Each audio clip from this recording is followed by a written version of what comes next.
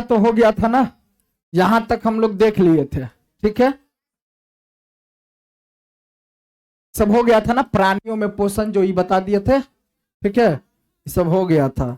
हमको पढ़ना है क्षुद्रांत में अवशोषण, यहां से है ना। चलो ठीक है, चलिए देखिए, ध्यान दीजिए, ध्यान दो सब बढ़िया से। क्या कर रहा है बात कि क्षुद्रांत में अवशोषण, क्या कर रहा है, क्षुद्रांत में अवशोषण। पचा हुआ भोजन खाना जब पच जाता है, पचा हुआ भोजन अवशोषित होकर, क्या, पचा हुआ भोजन अवशोषित होकर क्षुद्रांत की भित्ति में स्थित रुधिर वाहिकाओं में चला जाता है। कहां चला जाता है, रुधिर वाहिकाओं में चला जाता है, रुधिर वाहिकाओं में चला जाता है, ठीक है, सुमन रुकना, चला जाता है। इसी प्रक्रम को अवशोषण कहते हैं। इसको क्या कहते हैं, मतलब कहने का कि जब पचा हुआ भोजन ना, क्षुद्रांत का मतलब छोटी आंत है ना, छोटी आंत, तो जब पचा हुआ भोजन, जब हम खाना थोड़ा सा खाते हैं, जब खाना तो थोड़ा वो क्या होता है, पच जाता है, ठीक है। पचा हुआ भोजन अवशोषित होकर के क्षुद्रांत की भित्ति में स्थित रुधिर का मतलब हो गया खून, रुधिर वाहिकाओं में चला जाता है, तो इस प्रक्रम को हम अवशोषण कहते हैं। क्या कहते हैं, क्षुद्रांत की आंतरिक भित्ति पर उंगली के समान, यानी क्षुद्रांत मतलब छोटी आंत के आंतरिक भित्ति, अंदर वाली भित्ति पर उंगली के समान, उंगली के जैसा, औरी जिसको बोलते हैं उंगली के जैसा उभरी हुई संरचना होती है, उभरी हुई, जिसे हम दीर्घ रोम कहते हैं। क्या कहते हैं, या रसांकुर कहते हैं, रसांकुर कहते हैं। क्या आप अनुमान लगा सकते हैं कि दीर्घ रोम की आंत्र में क्या भूमिका है, दीर्घ रोम की आंत्र में क्या भूमिका है, आप अनुमान लगा सकते हैं। तो दीर्घ रोम पचे हुए भोजन के अवशोषण के लिए तल क्षेत्र बढ़ा देता है। मतलब क्या होता है, पचा हुआ भोजन जो क्षुद्रांत में जाता है, तो वह वहां जाकर के क्या होता है, अवशोषित होता है। तो अवशोषित होने के लिए जो काम करता है वो दीर्घ रोमे काम करता है। क्या करता है, दीर्घ रोम काम करता है। मतलब क्या करता है, वो अवशोषण के लिए क्षेत्र को, क्षेत्र मतलब जगह, पेट में जगह को क्या करता है, बढ़ा देता है, फैला देता है, ताकि भाई पचो, ठीक है। प्रत्येक दीर्घ रोम में क्या, प्रत्येक दीर्घ रोम में सूक्ष्म रुधिर वाहिकाओं का जाल फैला रहता है। वाहिकाओं का जाल क्या रहता है, फैला रहता है। दीर्घ रोम की सतह से पचे हुए भोज्य पदार्थ का अवशोषण होता है। पचे हुए भोज्य पदार्थ का क्या होता है, अवशोषण होता है। अंदर में पचे हुए भोज्य पदार्थ क्या, भोजन का अवशोषण होता है। क्या होता है, शोषण होता है।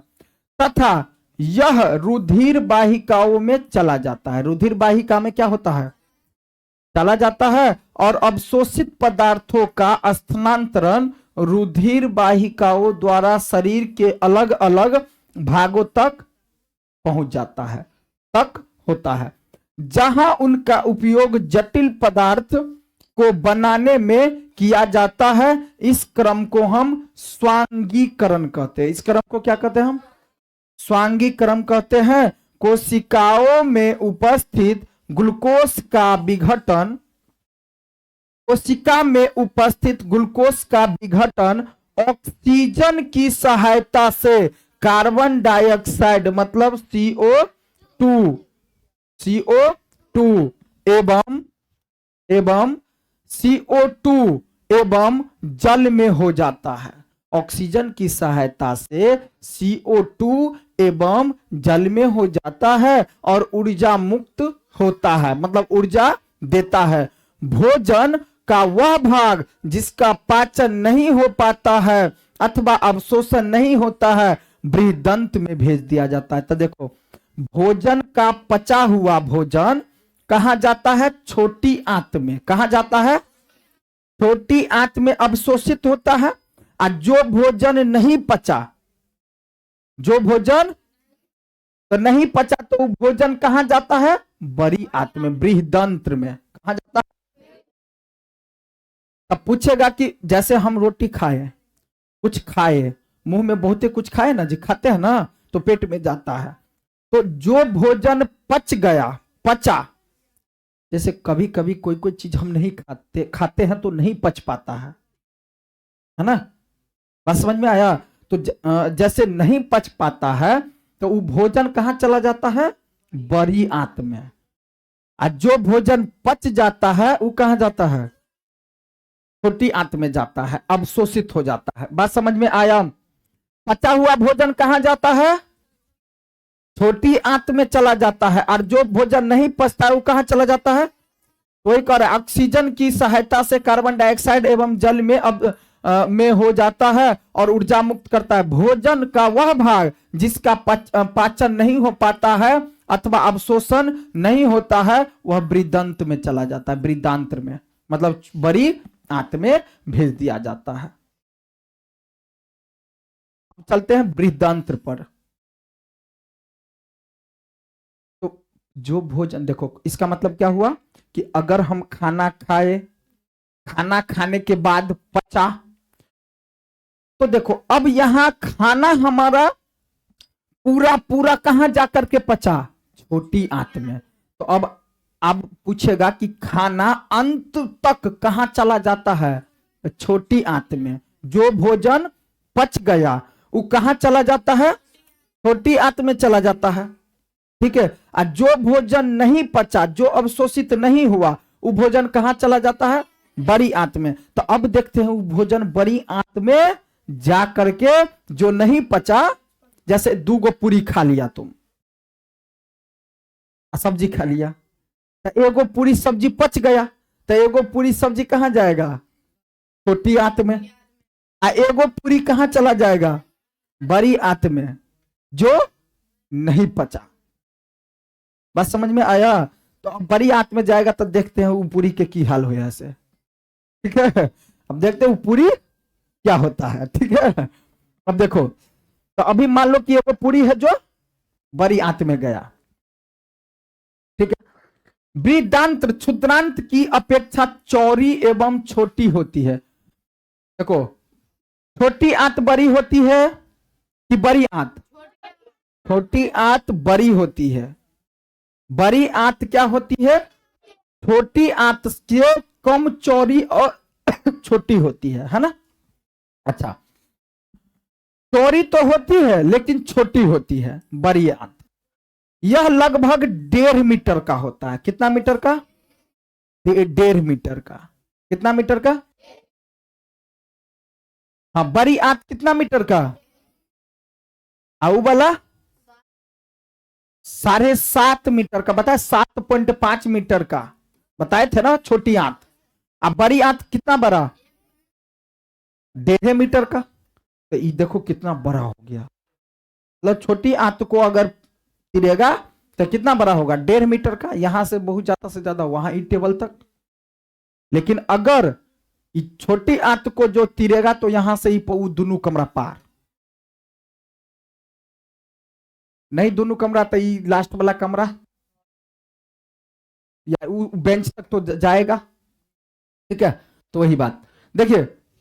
अब क्या हो जाएगा? यहां से होती है। इसका मुख्य काम जो होता है ना, जल एवं कुछ लवण को अवशोषित करना। किसका? बड़ी आंत का। छोटी आंत का काम क्या है? भोजन को अवशोषित करना, मतलब अपने में ले आना, अवशोषित करता है। अब बड़ी आंत क्या करता है? जल को और कुछ लवण को अवशोषित करता है ना? और बचा हुआ अपचित पदार्थ मलाशय में चला जाता है। अब देखो, अब वो पूरी क्या होगा जो नहीं पचा, वो पूरी क्या होगा जो नहीं पचा, वो तो छोटी बड़ी आंत में तो गया, लेकिन उसमें जल और कुछ लवण को क्या करता है, अवशोषित करता है। कौन? बड़ी आंत। लेकिन अब जो गया तो अब देखो क्या अवशोषण करता है, बचा हुआ अपचित पदार्थ मलाशय, मलाशय मतलब मलाशय में चला जाता है। मलाशय जो मल द्वार निकालते हैं, ठीक है, उसको बोलते हैं मलाशय, चला जाता है। तथा अर्ध ठोस मल यानी आधा ठोस मल, मल मतलब हाँ वह बुझो ना, ठीक है ना, मल के रूप में रहता है, मल के रूप में रहता है। और समय समय पर देखते हैं क्या होता है, समय समय पर गूदा द्वारा यह मल बाहर निकल जाता है। मतलब समझ में आया? देखो हंसो नहीं, ठीक है। तो अब समझ में आया कि वो जो पूरी है, वो पूरी कहाँ गया पहले बड़ी आंत में, अब बड़ी आंत से कहाँ गया, मलाशय में। कहाँ गया? मलाशय में। अब मलाशय में जमा हो रहा है, और थोड़ी थोड़ी देर पर मतलब भोर भिनसर, ठीक है। अब भोर भिनसर में समय समय पर क्या, समय समय पर गुद्दा के द्वारा यह मल क्या होता है, बाहर निकाल दिया जाता है, बाहर निकाल दिया जाता है। इसे हम हाँ सुनिए, अरे ना तो पड़ेगा कि नहीं, सीखबे के ना, ज्ञान के ना है, बुझबे के ना, समझ में आया है, ठीक है। तो गुद्दा द्वारा यह मल बाहर निकाल दिया जाता है, और इसे हम निष्कासन कहते हैं। इसे हम क्या कहते हैं? तो समझ में आया कि आपका भोजन कैसे कैसे कहां कहां क्या क्या जाता है।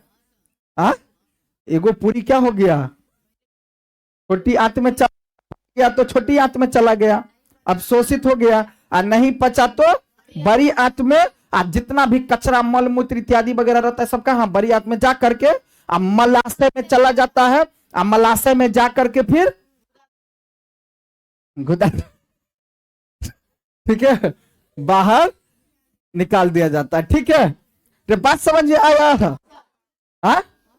हाँ चलो ठीक है। अब चलते आगे 2.3 घास खाने वाले जंतुओं में पाचन। घास खाने वाले जंतुओं में पाचन के बारे में हम देखते हैं। तो देखो बाबू, घास खाने वाले जंतुओं में पाचन। अब यहां से क्या होता है, क्या आपने गाय भैंस तथा घास खाने वाले शाकाहारी अन्य जंतुओं को देखे हैं? आप देखे हैं गाय को, भैंस को, और जो घास भूसा खाता है वो सब जानवर सबको देखा है, ठीक है। चलो कोई भी, अच्छा, वे उस समय भी लगातार जुगाली करते रहते हैं जब वे खा न रहे हो, जब खा नहीं रहे हो। वास्तव में वे पहले घास को जल्दी जल्दी निकलकर अमाशय के भाग में भंडारित कर लेता है। ओहो देखो, लो तो पराठा लो तो,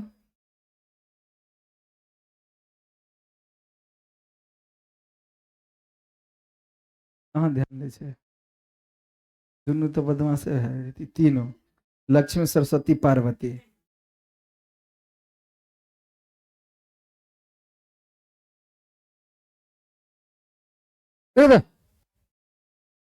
समझो क्या कर रहा है कि गाय बैल भैंस सब जो होता है ना जी, तो उस सब जो खाना खाता है तो घास को पहले जल्दी जल्दी खा लेता है, और जल्दी जल्दी खा करके वो क्या करता है, निगल करके घास को जल्दी जल्दी निगल के अमाशय के एक भाग में रख रख रख, है ना, भर ले पहले, धा धा धा धा धा धा धा धा धा, क्या करेगा, वो सब खा लेता है। अब यह भाग रुमेन यानी प्रथम अमाशय कहलाता है। रूमिनेंट में अमाशय 4 भागों में बटा होता है। कितने भागों में? क्या? जुगाली, जुगाल मतलब हमेशा करते रहता है पाउज, ठीक है, वो सब अभी बताते हैं, रुको ना। रुमेन में भोजन का आंशिक पाचन होता है। भोजन का क्या होता है? रुमेन जो होता है ना, उसके अमाशय में रुमेन होता है। रुमेन में आंशिक पाचन, आंशिक पाचन का मतलब हुआ कम पाचन, कम में नहीं, मतलब कम में पचता है, वहां वहां कम पचता है, ठीक है, जिसे जुगाल कहते हैं। अब समझ में आया? जुगाल जहां कम पचता है, ठीक है, उसको हम क्या कहते हैं?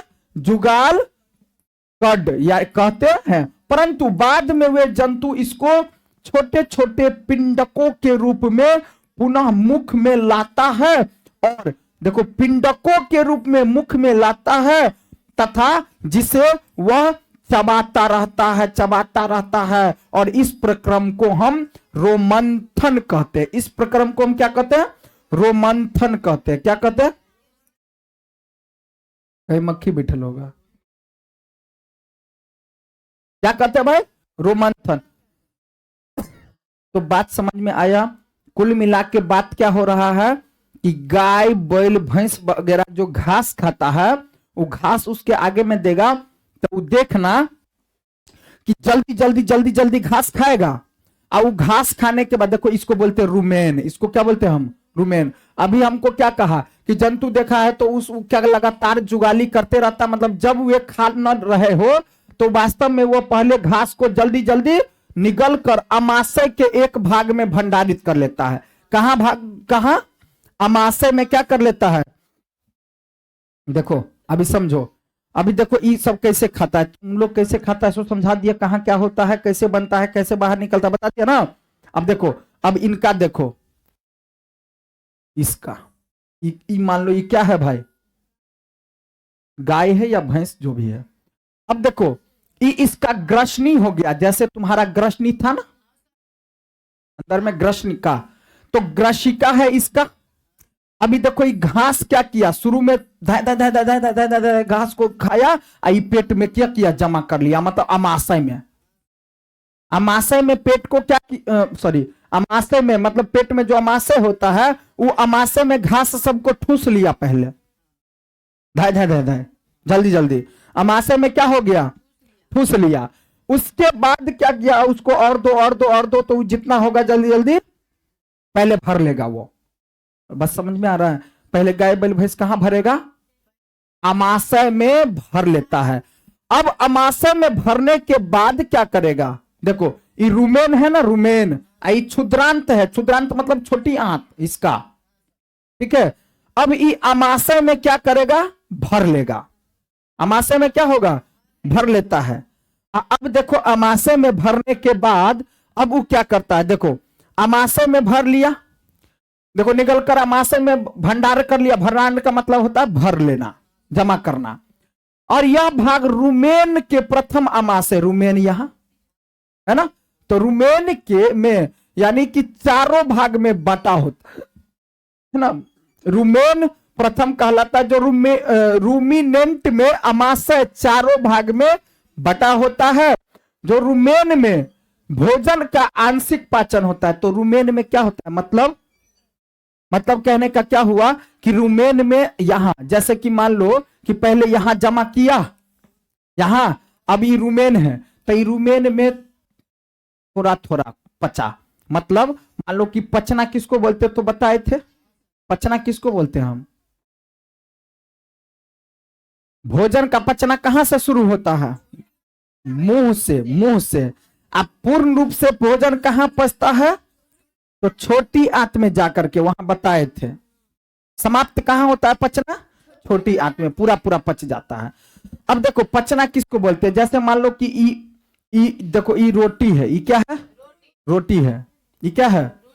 रोटी है। तो रोटी का टुकड़ा ऐसे काटा, सब्जी में बोरा बोरा ना जी, अब उसको मुंह में डाला, रोटी का टुकड़ा अभी काटा तो इतना बड़ा है, इतना बड़ा है ना जी, काटा तो इसको रोटी में बोर के, सॉरी सब्जी में बोर के खा लिए, ठीक है, सब्जी में बोर के क्या किए, खा लिए।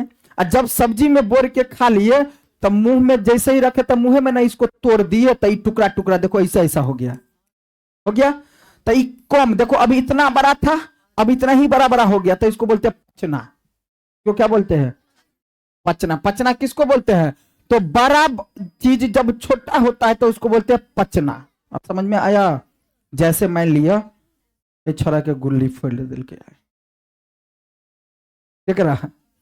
कोई दिन रहे गुल्ली फोड़ देने, मारल के आता तो एना का उग गल रहे, एना का नहीं उग जाए, समझ में आया। अभी दौड़ले दौड़ले जते मम्मी के कहते कि मम्मी देखी ना हमरा गुल्ली उगा दिल को मार के आता, अरे गुल्ली देखता है ना, जानता है ना, जानता है ना, ठीक है। तो अब वो कहते ठीक है चल कोई बात नहीं, ठीक हो जाए। तो जब भोर में उठले ना तो अभी एते टाके गुल्ली चले, आ भोर में उठले तो एते टाके, तो अभी एक मम्मी देखते कहते हाँ रो पचे हो, नहीं पचलो हुआ। इसका मतलब क्या हुआ, बड़ा चीज छोटा होता है तो बोलते हैं पचना। समझ में आया, समझ में आया। क्या बोलते हैं, बड़ा चीज जब छोटा होता है तो उसको बोलते हैं पचना। तो बड़ा रोटी क्या हो गया, काट कुट दिए तो मुंह में ना काटे पहले, तो उसको बोलते हैं छोटा होना। समझ में आया। तो इसका मतलब क्या कि घास को थोड़ा थोड़ा काट के इसमें क्या करता है, जमा भंडारण करता है, पहले कम में पचाता है, इसलिए कहा कि कहा गया है कि इसमें कम पचता है, रुमेन में क्या होता है, कम पचता है। समझ में आया। अब उसके बाद भंडारण तो कर लिया और उसमें पचा कम में, तब क्या करता है देखो, अब जिसे जुगाल कहते हैं, देखो यहां समझो अब बात को। अब देखो निगल कर अमाशय में भेज देता, भंडारी कर लेता है, और यह भाग रुमेन में प्रथम अमाशय कहलाता है। रूमिनेंट में अमाशय 4 भागों में बटा होता है, और रुमेन में भोजन का आंशिक पाचन होता है। आंशिक मतलब कम पाचन, जिसे हम जुगाल कहते हैं। परंतु बाद में जंतु इसको क्या करता है, पिंडकों के रूप में फिर क्या करेगा, अभी देखो बात को समझाते हैं। अभी जैसे घास खाया, अब घास खा लिया तो घास आ गया कहां, अमाशय में, अमाशय में आ गया, कहां आ गया, तो बोलेगा कि गाय बैल भैंस जो है खाना को कहां जमा करता है, पेट के अमाशय में भंडारण कर लेता है, अर्थात जमा कर लेता है। उसके बाद अमाशय में जब जमा कर लेता है तो अब क्या होगा, देखो अब मान लो कि इधर से हो गया, मान लो इसको बहुत घास खाने के लिए दिया, तो धाई धाई धाई मुंह में डाल के और यहां जमा कर लिया, जमा कर लिया।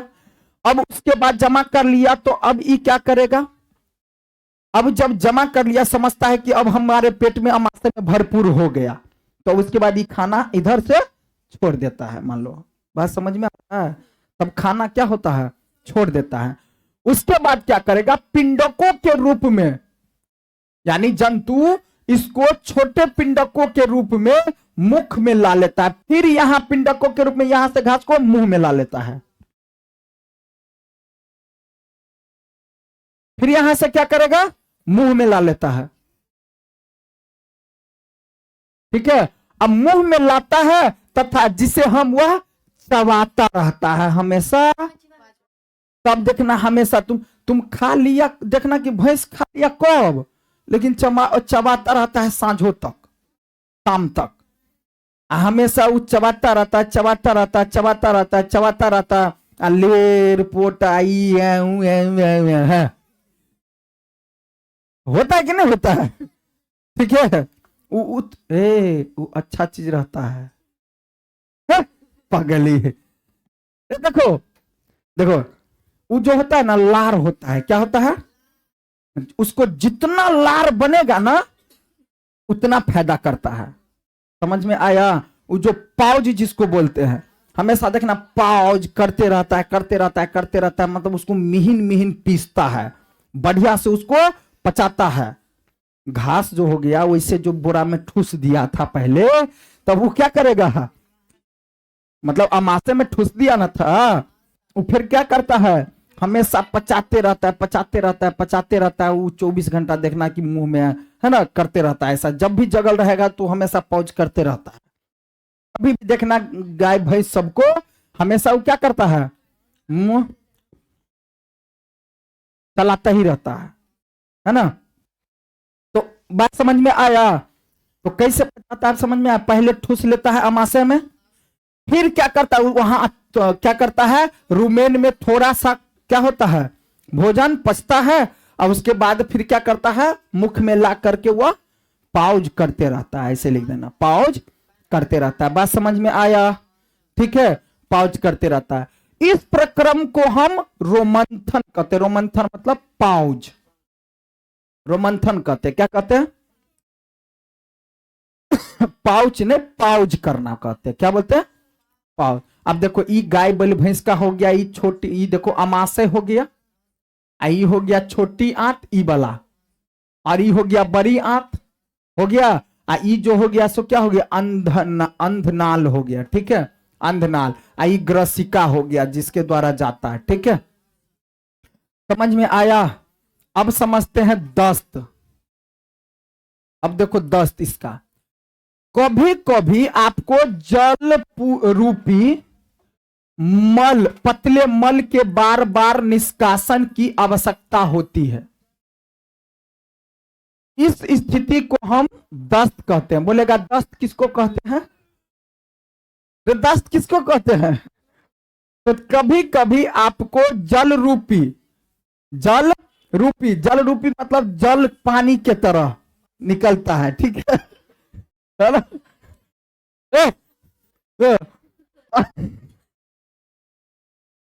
अब चुप निकले है ना, ठीक है। और कभी कभी आपको जल रूपी पतले मल के बार बार निष्कासन मतलब निकलना, निष्कासन की आवश्यकता होती है, आवश्यकता होती है। इस स्थिति को हम दस्त कहते हैं। इसको क्या कहते हैं, दस्त कहते हैं। क्या कहते हैं, समझ आया।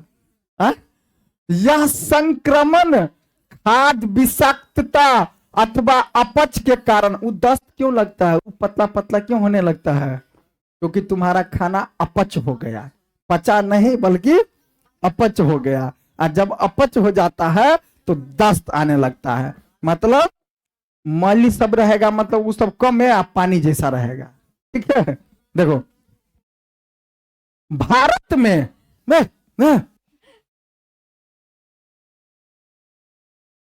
नस्ल है गल की,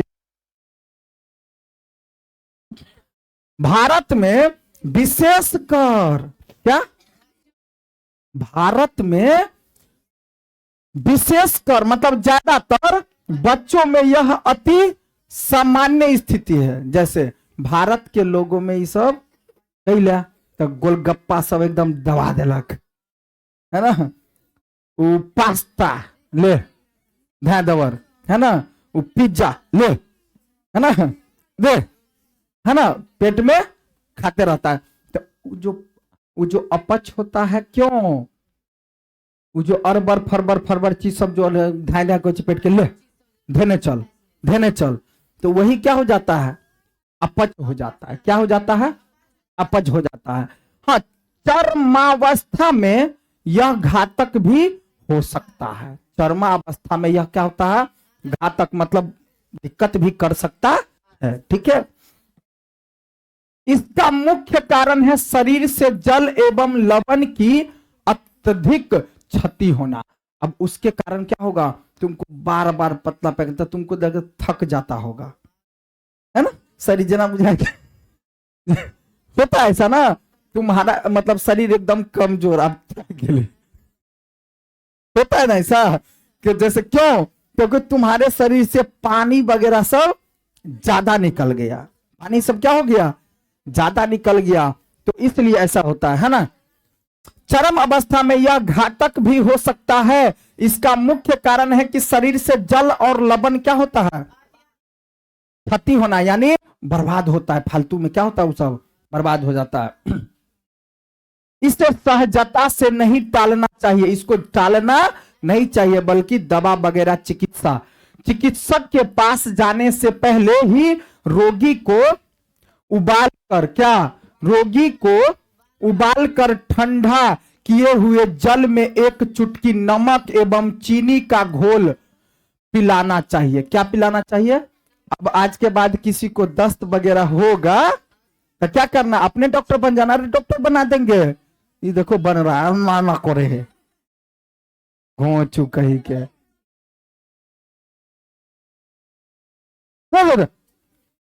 अब देखो मतलब कहने का ये है कि अब जो तुमको सीख लो, अब एक मम्मी को बता देना डॉक्टर बन गए हम।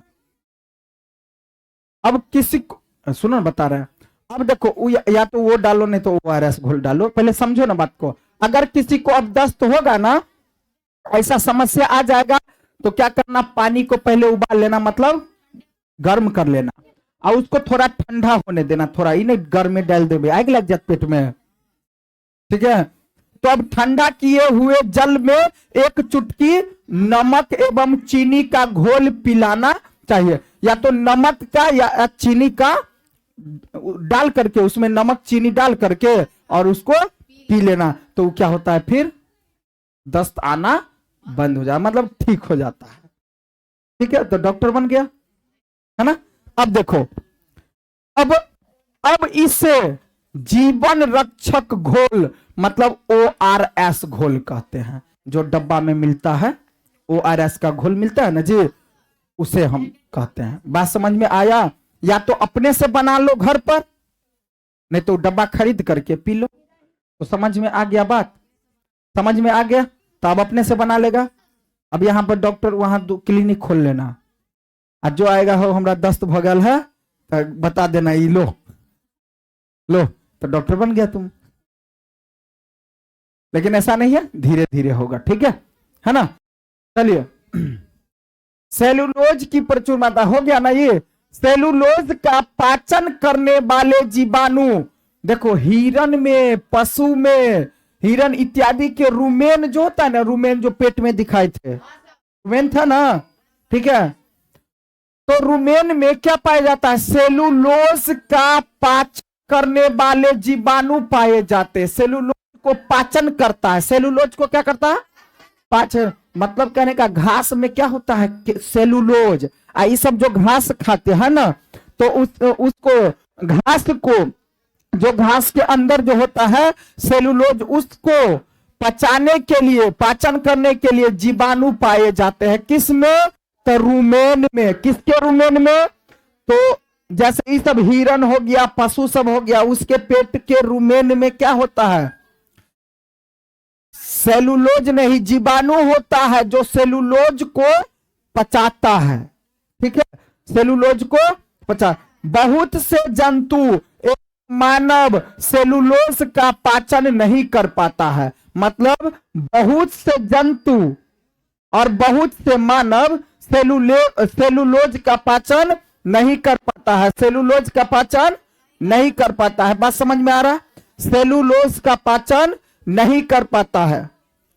अब देखिए, पहेली जानना चाहती है कि ये जंतु भोजन करते समय इसे भली भांति क्यों नहीं चबा पाते हैं। अब देखो, मतलब ये पहेली जानना चाहती है। पहेली क्या जानना चाहती है कि पहले क्या कर रहा था, हम लोग पीछे देखे थे कि यहां देखो, यहां जो जानवर जो था, यहां पहले घास को क्या कर रहा था, अमाप में जमा कर रहा था, घास को क्या कर रहा था। लेकिन अपने लोग ऐसा करते हैं, पहले पेट में जमा कर लेते हैं, फिर ऊपर ला करके फिर चबाते हैं। ऐसा तो नहीं करते हैं? ऐसा करते हैं? नहीं करते हैं। तो अब पहेली जानना चाहती है, पहेली जो है ना, ये पहेली जानना चाहती है कि एक ही बार में, जैसे हम लोग मुंह में रोटी डाले, चावल डाले, तो एक के बार में उसको खा पी करके अंदर रख लिए, फिर बाहर नहीं लाते हैं ऊपर। लेकिन गाय बैल भैंस सब ऐसा। तो पहेली जानना चाहती है, जंतु भोजन करते समय इसको भली भांति क्यों नहीं चबा लेते हैं उसी समय, जैसे अपने लोग चबा लेते हैं। ठीक है, तब देखते पहेली को जवाब कैसे मिलता है। जानवरों जैसे, जानवर में कौन, जैसे घोड़ा, खरगोश इत्यादि, क्या जानवरों में जैसे घोड़ा हो, खरगोश हो, वो सब जानवर है। तो उस सब में जो है घोड़ा, खरगोश इत्यादि में क्षुद्रांत मतलब छोटी आंत, एवं बड़ी आंत, बृहदांत्र का मतलब बड़ी आंत के बीच एक थैली नुमा बड़ी संरचना होती।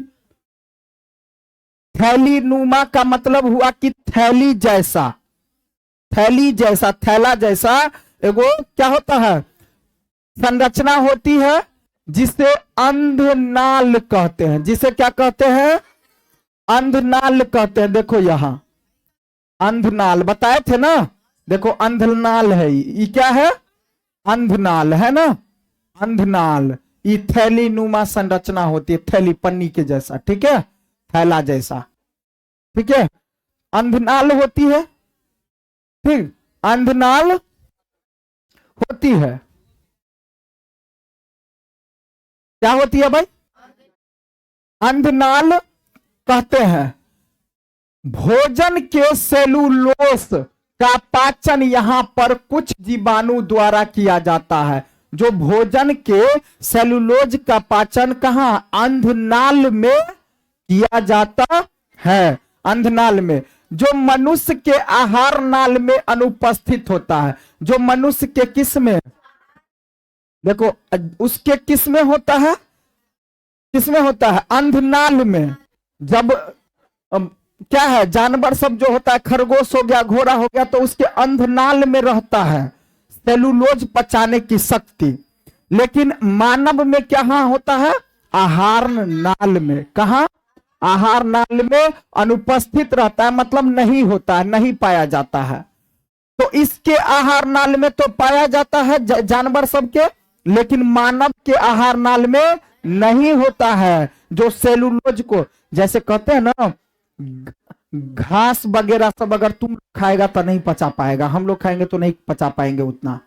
जैसे वो सब देखो पल्लो तल्लो खा लेते हैं नहीं, गाय भैंस कुट्टी टुट्टी सब मोटका मोटका आहा के जब ठूस दे तो पचे भाई, तो ऐसा उसके अंदर नहीं होता है, ऐसा उसके अंदर नहीं होता है। नहीं तो तुम एक बार गाय बैल भैंस बन के देखना, पुआर तुआर सब खाना ठूसना, या वो क्या कहते हैं उसको, अरे कुट्टी काट कर को जो देते हैं, कुट्टी बना करके भूसा और वो क्या, वो सब ठूस करके देखना, खा करके तो नहीं पचेगा। समझ में आता बात है ना, क्यों, क्योंकि उसके आहार, मानव के आहार नाल में क्या नहीं होता है, ये सेलुलोज का पाचन यहां पर जो कुछ जीवाणु द्वारा होता है, सो मनुष्य के आहार नाल में नहीं पाया जाता है। अब तक आपने उन जंतुओं के विषय में पढ़ा जिसमें पाचन तंत्र पाया जाता है, जिसमें पाचन तंत्र, लेकिन ऐसे बहुत है, बात नहीं करो, ऐसे बहुत से प्राणी हैं जिसमें ना तो मुख होता है, मुख मतलब मुंह नहीं होता है। जैसे एगो अमीबा होता है, अमीबा तुमको दिखाएंगे, बहुत ऐसा प्राणी है जैसे हम लोगों के पास मुंह है खाने के लिए, लेकिन बहुत आगे पढ़ाएंगे ये सब। बहुत ऐसा जंतु सब है जिसको मुंह नहीं होता है खाने के लिए, जैसे अमीबा, अमीबा का चित्र जैसे ऐसे ऐसे ये रहता है, हुआ ना। अब इसका कहीं से मुंह नहीं है। अब यहां पर मान लो रोटी रखल है ना, तो ये तनिक तनिक तनिक तनिक सरकेगा, इसको ये क्या करेगा, कुटपाद द्वारा कहीं पर ऐसे करके इसको इसको इधर से आएगा, इसको अंदर घोट लेगा, कहीं से शरीर के कोनो पार्ट से ऐसे ऐसे जाएगा, ऐसे ऐसे गछोड़ देगा, अंदर भर लेगा। तो बात समझ में आया, समझ में आया, ठीक है। तो ये सब ऐसे खाता है रोटी, मतलब दाना उसके लिए जो भी हो, ठीक है, बात समझ में आया है। तुम भी जाएगा ऐसे ऐसे गछोड़ लेगा, मध्य धर लेगा, नहीं ना। लेकिन ये सब क्या करता है, वैसे ही कुटपाद के द्वारा कहीं पर ऐसे ऐसे करके बॉडी को क्या करेगा, सुकरेगा, सुखार के। अब मान लो कि यहाँ पर रोटी रखल है या कुछ अनाज रखल है उसके लिए, तो क्या करे, ऐसे करके ऐसे करके ऐसे ऐसे कर लेगा, हो गया, कुटपाद द्वारा भोजन करता है, ठीक है। तो बात समझ में आया है ना। अब देखिए, जिसमें ना तो मुख होता है और ना ही पाचन तंत्र, उसमें पाचने की शक्ति भी नहीं होती है, फिर वे किस प्रकार भोजन करते, अंतर्ग्रहण करते हैं, फिर वह किस प्रकार से अंतर्ग्रहण, अंतर्ग्रहण का मतलब भोजन को अंदर कैसे लेते हैं, तो देखो करते हैं, तथा उसका पाचन करते हैं। खंड 2.4 में आप भोजन ग्रहण करने की एक क्या 2.4 में भोजन करने की एक अन्य रोचक विधि का अध्ययन करेंगे। ठीक है, आगे करेंगे। देखो 2.4 अमीबा में संभरण एवं पाचन, क्या कह रहा,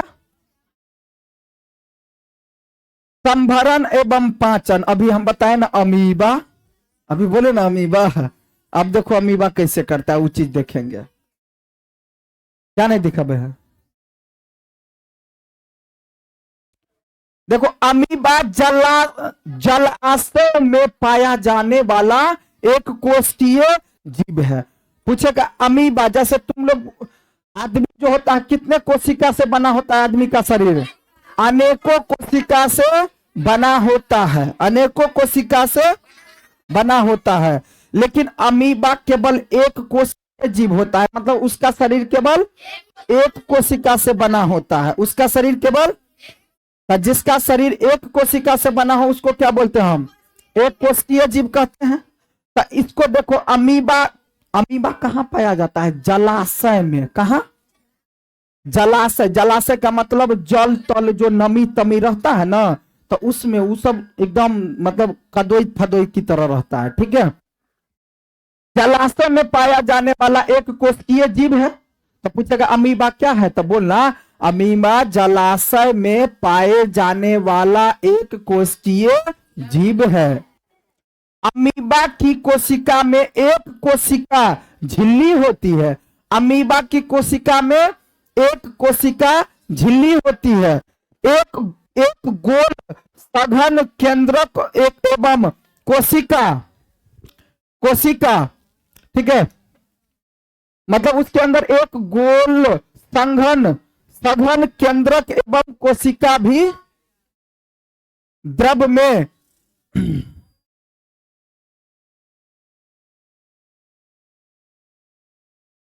द्रव में बुलबुले के समान अनेकों धानियां होती है। चित्र 2.10 में जैसे ही देखो अमीबा, हम बताए थे ना ऐसा ही चित्र सब रहता है, ऐसे बना करके दिखाए थे ना, ऐसे ही बनाए थे ना, ऐसे करके घुमा घुमा कर ऐसे।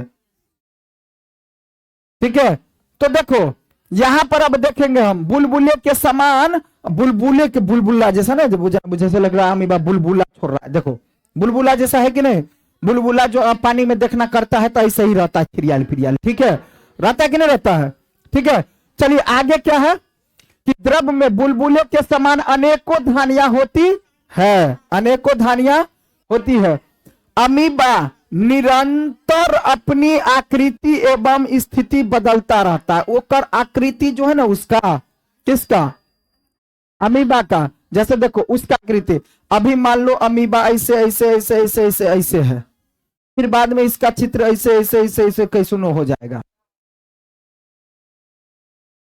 मतलब अमीबा का चित्र पूछेगा ना आपको बनाने के लिए, तो अमीबा देखो यहां से शुरू करना, यहां से शुरू करना, आई ऐसे ऐसे कुछ दूर तक घूम घाम लेना, घूमते घामते घूमते घामते घूमते घामते फिर यहीं पे आ जाना, तो समझो हो गया अमीबा।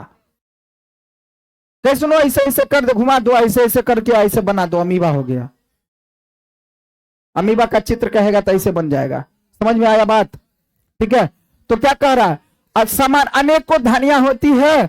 चित्र 2.10 में जैसे ये अमीबा है, अमीबा निरंतर अपनी आकृति एवं स्थिति बदलता रहता है। आकृति मतलब चित्र, उसका अमीबा का चित्र देखा बदला है ना।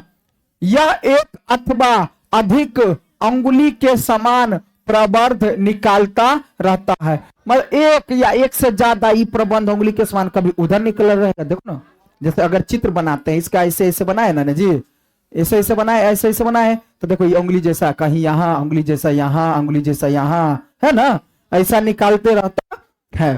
ठीक है, जिससे पादाभ कहते हैं। क्या कहते हैं, पादाभ। क्या कहते हैं, पादाब अर्थात कृत्रिम पांव पांव पांव पांव। बात समझ में आ रहा है ना। कहते हैं जो इन्हें गति देने एवं भोजन पकड़ने में सहायता करता है। अभी हम बताए थे कहीं से पकड़ लेगा, पांव ताव से ऐसे गछर लेगा। बात समझ में आया है ना। अमीबा कुछ सूक्ष्म जीव का आहार करता है। अमीबा क्या खाता है? तो सूक्ष्म जीव, सूक्ष्म जीव किसको बोलते हैं? एकदम छोटा छोटा जीव जिसको हम अपनी नंगी आंखों से नहीं देख सकते हैं, लेकिन वो लोग खा लेता है। ठीक है, आहार करता है। जब इसे भोजन का आभास होता है तो यह खाद्य कण के चारों ओर पादाब, पादाब मतलब को अभी बताया था ना, हाथ पैर सबको क्या करता है इसे चारों ओर से। जैसे मान लो अम्मी बताए कि यहां पर जैसे मान लो ये अमीबा है ना। अब यहां पर ये दाना रखल है इसको खाने के लिए, तो ये जाएगा सरकेगा सरकेगा, अभी क्या करेगा ऐसे ऐसे ऐसे करके ऐसे ऐसे करे यहाँ आएगा ऐसे, अब फिर ऐसे करके ये ऐसे करके ऐसे ऐसे गच्छर लेगा अंदर लेगा। बात समझ में आया है ना। यह खाद्य कण के चारों ओर पादाब विकसित करके उसे निगल लेता है, ऐसे घोट लेता है। बात समझ में आया। खाद्य पदार्थ उसकी खाद्य धानी में फंस जाता है और ये जो इसका दाना हो गया इसके लिए क्या हो गया, उसमें फंस जाता है। अब वो निकलना चाहेगा तो निकलेगा नहीं। तो बात समझ में आया है ना। खाद्य पदार्थ उसकी खाद्य धानी में क्या होता है, फंस जाता है। समझ में आया बात। जैसे देखो यहां देखो इसको हम बोल सकते क्या, देखो ये अमीबा है, ये किसका चित्र है, अमीबा का चित्र है। इसको बोलते हैं क्या, बहिक्षेपित अपशिष्ट। इसको हम क्या बोलते हैं, इसको बोलते हैं खाद्य धानिया, इसी में खाना चाहता है। ठीक है, अब यहां से खाद्य कणिका होता है, ये क्या होता है, खाद्य कणिका जो अंतर ग्रहण करता है। ये पादाब हो गया, पादाब मतलब पांव सब, ये क्या हो गया, पैर पैर सब। ई हो गया केंद्रक, ये क्या हो गया, केंद्रक। बात समझ में आया। ये पूरा जो हो गया ये क्या हो गया, ये अमीबा हो गया। समझ में आया बात, ये क्या हो गया, अमीबा। तो देखो में फंस जाता है, क्या होता है, और खाद्य धानी में ही पाचक रस स्रावित होता है। और जैसे खाद्य धानी जो होता है ना, उसी में उसको पचाने की क्षमता होता है। पचाने के लिए क्या करता है, रस स्रावित होता है। ये खाद्य पदार्थ पर क्रिया करके उन्हें सरल पदार्थों में, खाद्य पदार्थ पर क्रिया करके सरल पदार्थों में बदल देता है, सरल पदार्थों में। और पचा हुआ खाद्य धीरे धीरे अवशोषित हो जाता है, और जो पच जाता है वो धीरे धीरे शरीर में अवशोषित हो जाता है। बात समझ में आया। और अवशोषित पादप अमीबा की वृद्धि रख रखाव, क्या, रख रखाव, रख रखाव है ना।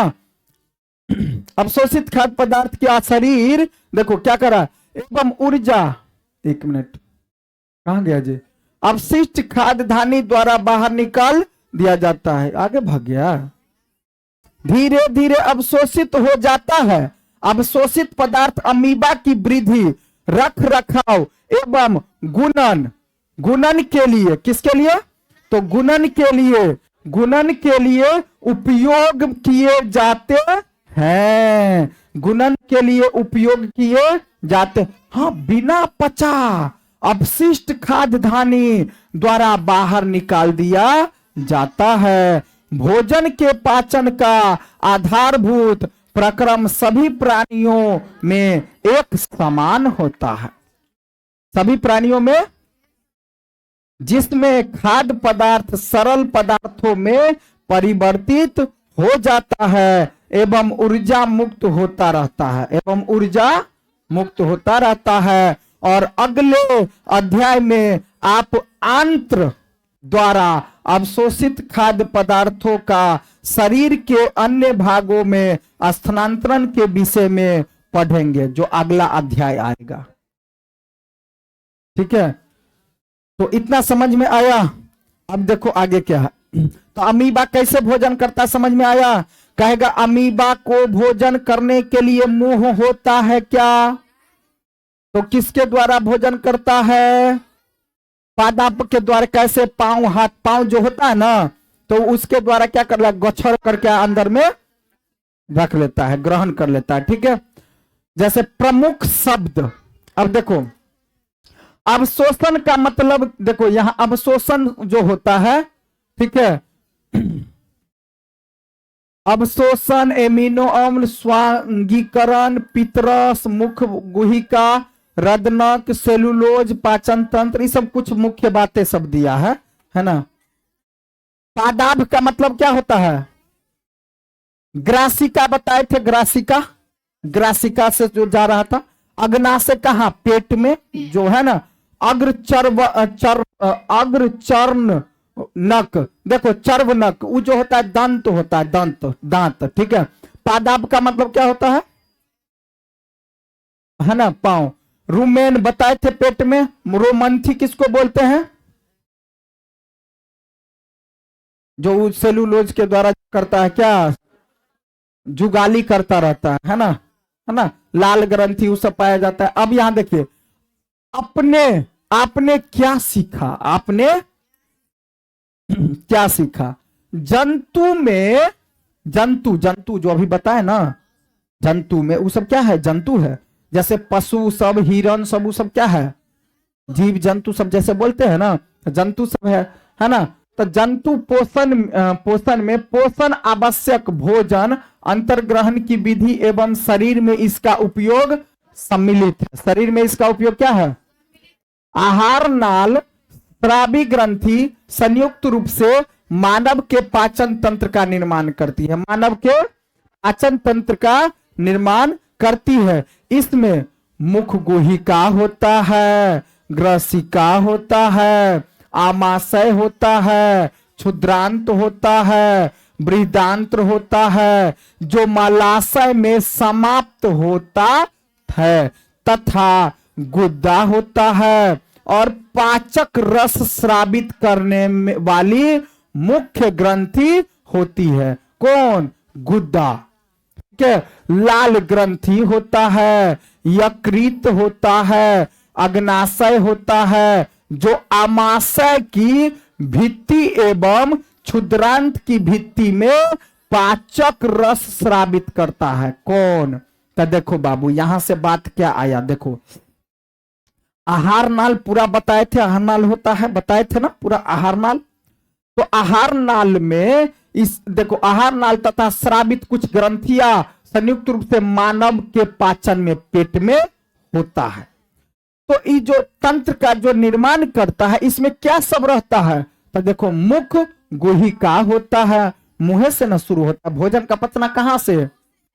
तब मुख गुहिका होता है, और ग्रसिका होता है, अग्नाशय, अमाशय होता है, छोटी आंत होता है, बड़ी आंत होता है। जो ये सब क्या करता है? सोचो, ये सब किससे जुड़ा रहता है? सब मलाशय से। कहां से जुड़ा रहता है? मलाशय से समाप्त होता है, तथा ये गुद्दा सम्मिलित होता है। गुद्दा क्या होता है? और पाचक रस स्रावित करता है। पाचक रस मुख्य ग्रंथियां है, लाल ग्रंथि, यकृत एवं अग्नाशय, आमाशय की भित्ति एवं क्षुद्रांत की भित्ति भी पाचक रस को क्या करता है? अलग अलग जीवों में भोजन ग्रहण करने की विधि अलग अलग है। देखे थे हम, अलग अलग जीव में भोजन कैसे ग्रहण करता है, अलग अलग तरीका से। ठीक है। पोषण एक जटिल प्रक्रम है। पोषण क्या है? जिसमें अंतर्ग्रहण किया जाता है, भोजन को पहले अंदर लेते हैं, फिर उपचन का काम करता है, फिर अवशोषण का काम करता है, फिर स्वांगीकरण होता है, फिर निष्कासन होता है। समझ में आया? तो जब पोषण होता है, तो पोषण के लिए क्या करते हैं? भोजन को अंदर लेते हैं, फिर अंदर में पचाते हैं, फिर अवशोषण करते हैं, फिर स्वांगीकरण करते हैं, फिर निकाल देते हैं। बात समझ में आया? मंड जैसे कार्बोहाइड्रेट का पाचन मुख में ही प्रारंभ हो जाता है। कहां से शुरू हो जाता है? मुख से ही प्रारंभ हो जाता है। प्रोटीन का पाचन आमाशय में प्रारंभ होता है। प्रोटीन का पाचन कहां?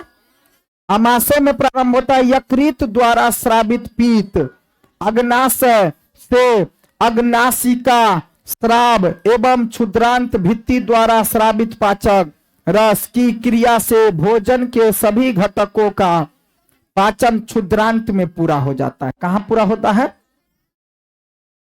भोजन का पचना कहां अंत होता है?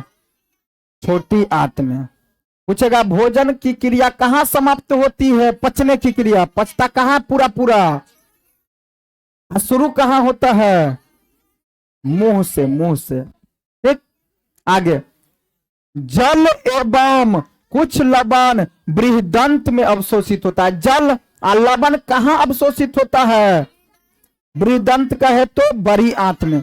अब बड़ी आंत से क्या हो जाता है? वो फिर बाहर। बड़ी आंत से फिर क्या होता है ना? मुख गुहा।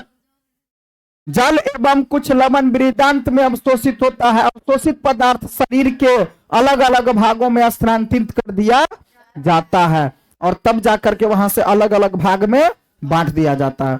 बिना पचे अपशिष्ट जिनका अवशोषण नहीं हो पाता है, जिसका अवशोषण जो नहीं पच पाता है भोजन, वह मल के रूप में क्या होता है? गुद्दा द्वारा शरीर से बाहर निकल जाता है। तो इतना चीजों को हम अभी तक समझे हैं। बात समझ में